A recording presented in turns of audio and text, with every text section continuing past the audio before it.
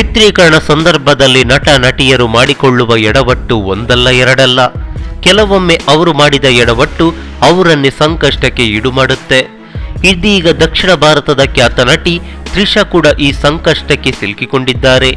Cinema ಸೆಟ್ನಲ್ಲಿ ಅವರು ಮಾಡಿದ ಎಡವಟ್ಟಿನಿಂದಾಗಿ ಬಂಧನದ ಭೀತಿ ಅವರನ್ನು ಕಾಡ್ತಿದೆ.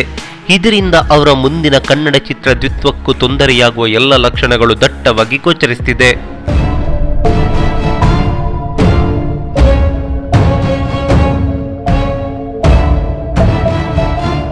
ಮಣಿರತ್ನಂ ನಿರ್ದೇಶನದಲ್ಲಿ ಮೂಡಿಬರ್ತಿರೋ ಪೊನ್ನಿಯಿನ್ ಸೆಲ್ವನ್ ಚಿತ್ರದಲ್ಲಿ ತ್ರಿಷಾ ಮುಖ್ಯ ಭೂಮಿಕೆಯಲ್ಲಿ ಕಾಣಿಸಿಕೊಳ್ತಿದ್ದಾರೆ. ಇದು ತಮಿಳಿನ ಕಾದಂಬರಿ ಆಧಾರಿತ ಚಿತ್ರ. ಇದರ ಚಿತ್ರೀಕರಣ ಇಂದೋರಿನ ಐತಿಹಾಸಿಕ ದೇವಸ್ಥಾನದಲ್ಲಿ ನಡೀತಾ ಇದೆ. ಹೀಗಾಗಿ ಇಡೀ ಚಿತ್ರತಂಡ ಕೆಲ ದಿನಗಳಿಂದ ಅಲ್ಲಿಯೇ ಬಿಡುಬಿಟ್ಟಿದೆ. ಈ ಮಧ್ಯೆ ಚಿತ್ರದ ಸೆಟ್ ದೃಶ್ಯಗಳು ಲೀಕ್ ಆಗಿವೆ. ಶೂಟಿಂಗ್ ಗ್ಯಾಪ್ನಲ್ಲಿ ತ್ರಿಷಾ ಅವರು ಚಪ್ಪಲಿ ಹಾಕಿಕೊಂಡು ದೇವಸ್ಥಾನದಲ್ಲಿ ಓಡಾಡಿದ್ದಾರೆ. ಶಿವಲಿಂಗ ಮತ್ತು ನಂದಿ ಮಧ್ಯದಲ್ಲಿ ತ್ರಿಷಾ ನಿಂತಿದ್ದಾರೆ.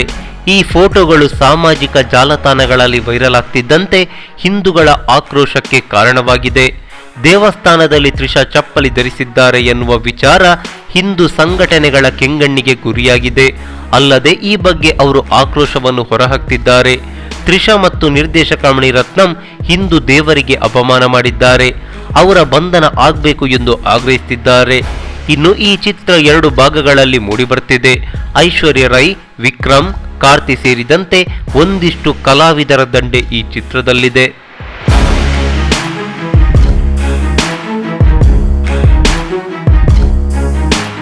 ಈ ಚಿತ್ರದ ವಿವಾದದಿಂದ ನಮ್ಮ ಕನ್ನಡದ ಪುನೀತ್ ರಾಜ್ಕುಮಾರ್ ಅಭಿನಯದ ದ್ವಿತ್ವ ಚಿತ್ರಕ್ಕೂ ತೊಂದರೆಯಾಗುವ ಎಲ್ಲ ಲಕ್ಷಣಗಳು ದಟ್ಟವಾಗಿದೆ. ಏಕೆಂದರೆ ಈ ಚಿತ್ರದಲ್ಲಿ ಅಪ್ಪು ಸರ್ಗೆ ತ್ರಿಷಾ ಜೋಡಿಯಾಗಿ ಬಣ್ಣ ಹಚ್ಚಿದ್ದಾರೆ. 2014ರಲ್ಲಿ ತೆರೆಕಂಡ ಪವರ್ ಸ್ಟಾರ್ ಚಿತ್ರದ ಬಳಿಕ ಈ ಜೋಡಿ ಮತ್ತೆ ಒಂದಾಗ್ತಿದ್ದು ದ್ವಿತ್ವದ ಬಗ್ಗೆ ನಿರೀಕ್ಷೆಗಳು ಹಿಮ್ಮಡಿಯಾಗಿದೆ. ಪವನ್ ಕುಮಾರ್ ನಿರ್ದೇಶನದಲ್ಲಿ ಮೂಡಿಬರ್ತಿರೋ ಈ ಚಿತ್ರ ಬಣ್ಣದ ಲೋಕದಲ್ಲಿ ಸಂಚಲನ ಮೂಡಿಸುತ್ತೆ ಎನ್ನುವ ಮಾತುಗಳು ಕೇಳಿಬರ್ತಿದೆ. ಆದರೆ ತ್ರಿಷಾ ಅವರ ಎಡವಟ್ಟಿನಿಂದಾಗಿ ಅವರು ಅರೆಸ್ಟ್ ಆದರೆ ಶೂಟಿಂಗ್ಗೆ ಸಮಸ್ಯೆಯಾಗೋದು ಖಡಾಖಂಡಿತ.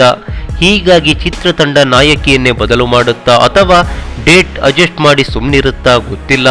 ಎಲ್ಲದಕ್ಕೂ ಕಾಲವೇ ಉತ್ತರಿಸಬೇಕು. ನಮಸ್ಕಾರ.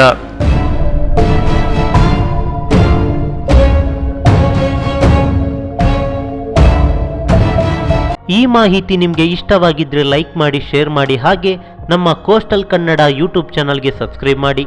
ನಮ್ಮ ಹೆಚ್ಚಿನ ಅಪ್ಡೇಟ್ಸ್ಗಳಿಗಾಗಿ ಕೋಸ್ಟಲ್ ನೆಟ್ವರ್ಕ್ ಇನ್ಸ್ಟಾಗ್ರಾಮ್ ಪೇಜ್ ಹಾಗೆ ಫೇಸ್ಬುಕ್ ಪೇಜ್ಗೆ ವಿಸಿಟ್ ಮಾಡಿ.